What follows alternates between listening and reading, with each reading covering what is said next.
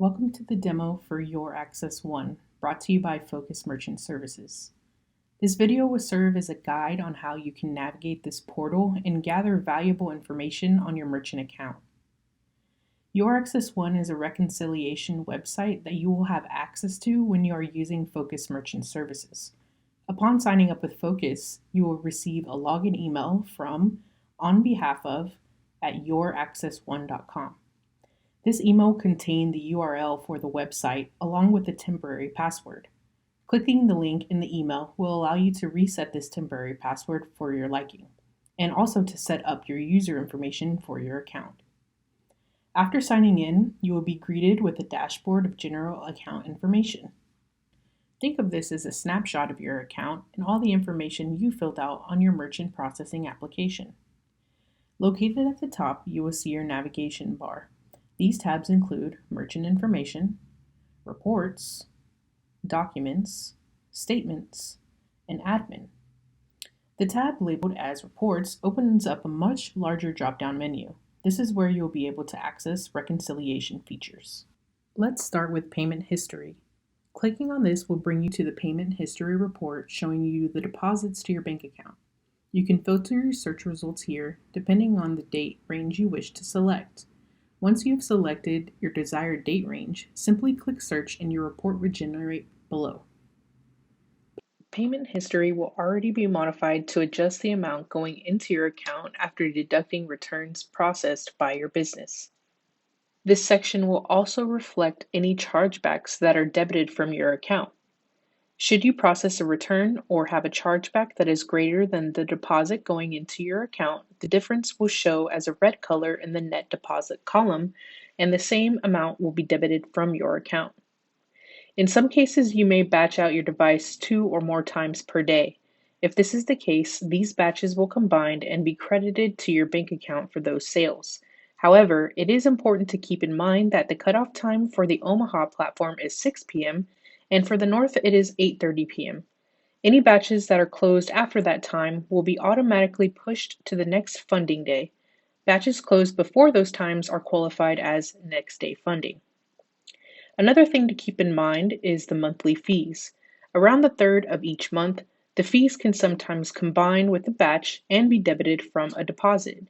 Sometimes it will be debited separately.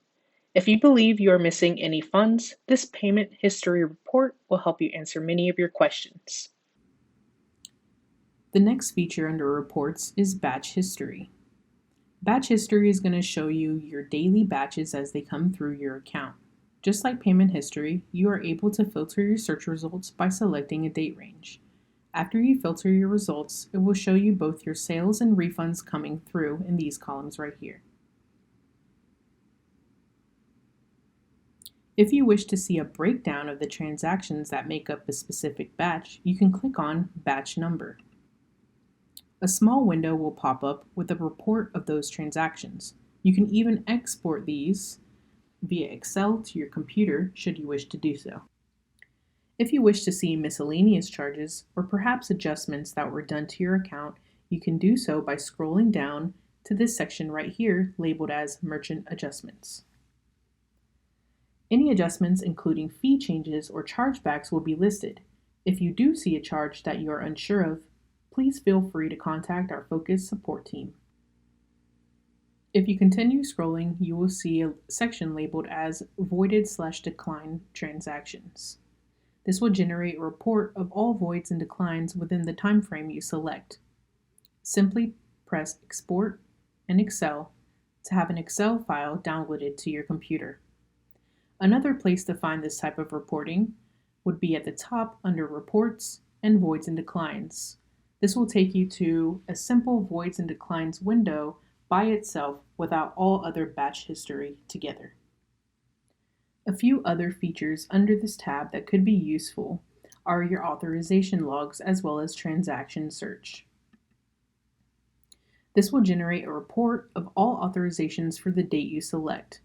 Going back to Reports and Transaction Search, this will bring you to a search bar that will allow you to look up set of transactions. This even enables you to search a transaction by the last 4 digits of the card number. This can be useful if you wish to see that a transaction has settled.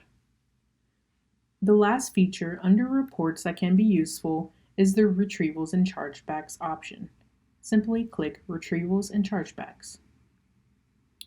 Once on this screen, it will ask you to filter to the date you believe the chargeback came through. Once that is done, you should see a listed amount for chargebacks here. For this example, let's go back to the first of the year.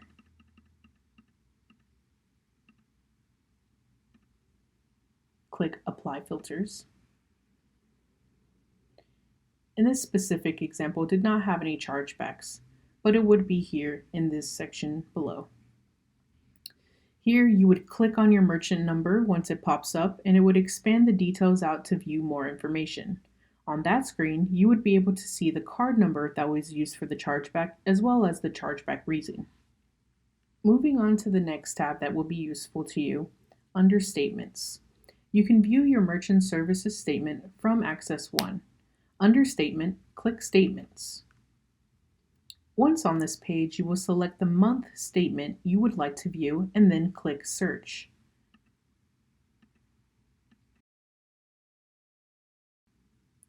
This should download a PDF copy of your statement to your computer for you to view. Under Statements, you can also access your 1099. Once on this page, under Report Period, you will select your desired year. Under Statement View, you will always select the option labeled as Mailed 1099K. Then click Download. This will also download a PDF copy of your 1099 to your computer, just like the Excel spreadsheets and the merchant statements. The final tab we will be reviewing is Admin. Under this tab, the only option you will need is User Maintenance. This will pull up a side list with two options. If you click on Manage Users, you will have the ability to create a new user or secondary user under your main login. For example, if you wish to give your CPA access to your AccessOne, you can set them up with an account as a secondary user by clicking Create User. Doing so will open a window with information to fill out according to that user so that their account can be set up. An email will be sent to them with instructions on how to log in with the temporary password. Now we will go to the second option under User Maintenance, labeled as User Profile. Here you can update your profile information as the main AccessOne user. If your email changed or you changed your phone number, you can update this on this page.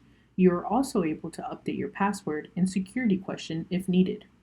Another cool feature here is you have the ability to choose your default landing page when you first log in.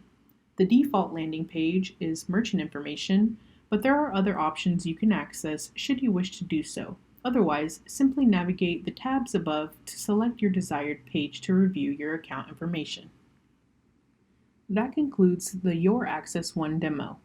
If you have any questions or require more information regarding this video, please reach out to our Focus support team.